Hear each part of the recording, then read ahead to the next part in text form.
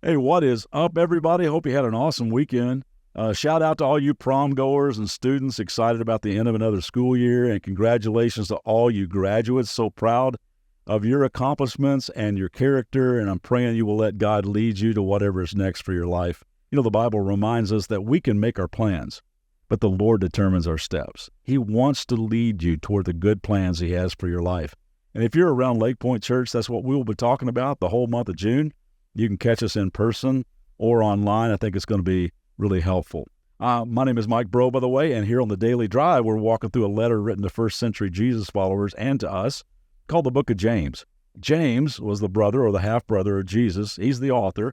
He's this guy that goes from unbelief in his brother to this passionate faith in him after his resurrection from the dead. James becomes a big-time player in the early church. And this letter is so practical as he encourages you and me to live an authentic faith. And nowhere in the letter does he get any more practical than where we left off in chapter 3. He talks about a problem we all have with that little muscle that resides within our mouth, the tongue. He says this in verse 10. And so blessing and cursing come pouring out of the same mouth? Surely, my brothers and sisters, this is not right. You know, it's been estimated the average person speaks around 16,000 words a day, enough for a 54-page book every day. Now, some of us are high achievers, and we may even take that number up to 30, 40,000, and you know exactly who you are. But words are powerful. My wife, Debbie, and I used to remind each other when we were raising our kids, we both have to remember how much weight our words carry with them. Because words can build up or tear down. Words can inspire or discourage. Words can heal and words can wound. Our tongue really can be, as James puts it, a restless evil full of deadly poison. So let's go back where we left off, and let's see what he says about how our tongue can control our whole life. He says in verse 3, we can make a large horse go wherever we want by means of a small bit in his mouth.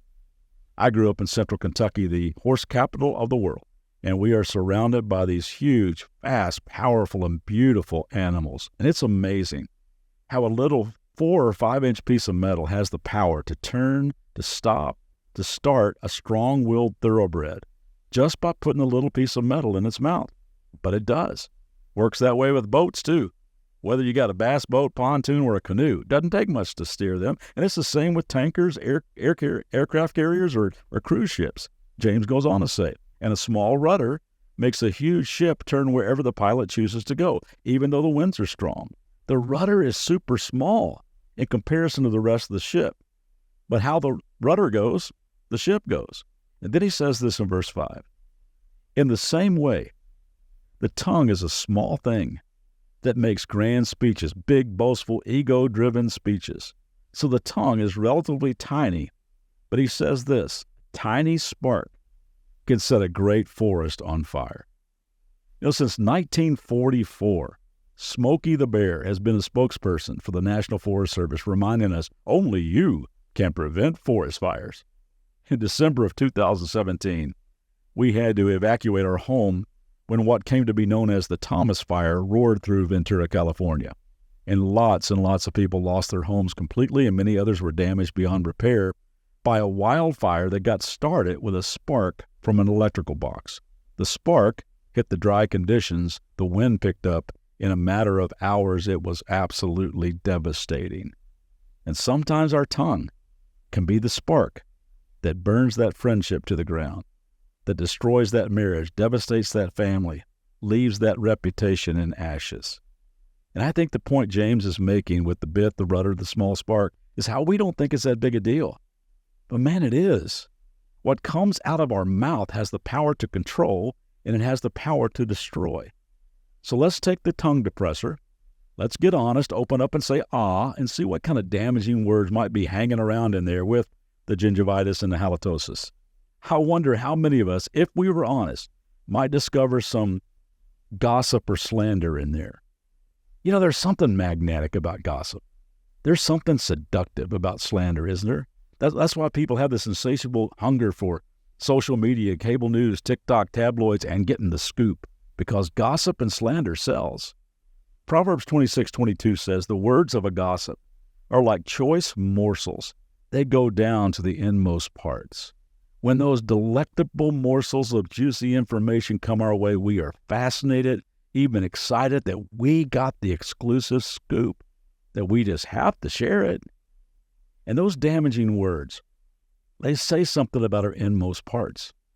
And by the way, James talks about the tongue here because that was the primary vehicle that got words communicated in that day. But if he were writing today, he would probably widen his focus to text and social media. He may have written the thumbs. The thumbs are a restless evil, full of deathly poison. For some reason, from a phone or behind a computer screen, people will say words, type words that they would never say face-to-face. And in many cases, those can never be erased. I got to be honest with you. I had to take a break from social media. As much as I wanted to stay up to date with people's lives and birthdays and babies and jobs and vacation and such, I just couldn't handle the vitriol and slander. I found myself seeing a post, and then I would just dive down the comment section and was amazed at how venomous people could become. And some even had Jesus lover in their profile. Now, it wasn't a self-righteous thing for me. It was just one of those moments like James had, thinking, out of the same mouth come praise and slander? And it's not right. And I just found my heart not being right. I found my own heart leaning that way. Personally, it just wasn't good for my own soul. So I had to shut it down. I've done my share of gossip through the years, and I've had to confess that and repent from that. And you know what? I've been on the receiving end of it more than just a few times. Slanderous things, untrue things, manufactured stories, things that got exaggerated, got misquoted, completely taken out of context. And I'm sure that's happened to many of you. And when it does, man, it always stings, as does a broken confidence. Have you ever told something of significance to somebody in complete confidence, only to have them repeat it to other people? They'll say, hey, don't tell anybody this, but... And before long, it seems like everybody knows. I mean, some people think a secret is something you tell one person at a time, right? Proverbs 20, verse 19 says this, a gossip betrays confidence, so avoid anyone who talks too much. Over the course of time, you just kind of learn who you can and who you can't tell things to. Broken confidences break relationships, and it just starts with that tiny spark from the tongue. Another thing that might show up as you examine the tongue is grumbling. Now, that might not seem like a big deal, but if you've been around someone who constantly complains, you know it just sucks the joy out of the room, out of the company, out of the team, out of the family, out of the church. You might remember how God delivered the Israelites from their slavery in Egypt. Cool story in the book of Exodus, how God miraculously parted the Red Sea. It engulfed their pursuers. He gave them food from heaven. He gave them water from rocks, a cloud that guided them by day and a pillar of fire by night. He promised his constant presence with them. So you would have thought they would have been the most grateful people on the planet. But they grumbled and complained all the time. They complained about Moses. They complained about the weather. They complained about the wandering. They complained about the food.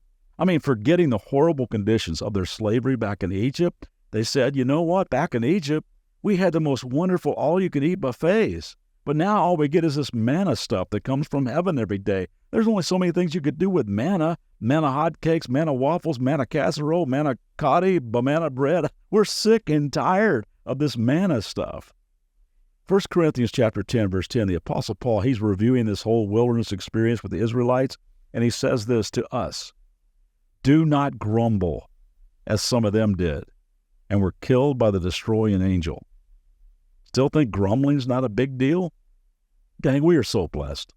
We have so much to be grateful for, and yet we grumble and complain about our finances, our cars, our spouse, our playing time on the team, our jobs, sometimes even about our church, and on and on and on we go. And maybe it's not so much gossip or grumbling for you. Maybe it's exaggeration, or maybe it's dishonesty or angry words, or maybe it's expressed in your favorite four-letter word, or it's the racist jokes or terms that we use.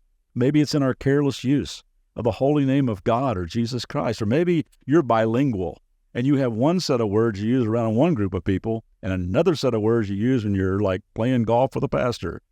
Like James says, like Jesus says, what's on our tongue is revealing about something down deep inside our heart. So let's get on the proactive side of controlling this thing. Come on back tomorrow and we will do exactly that. Hope you have a great day.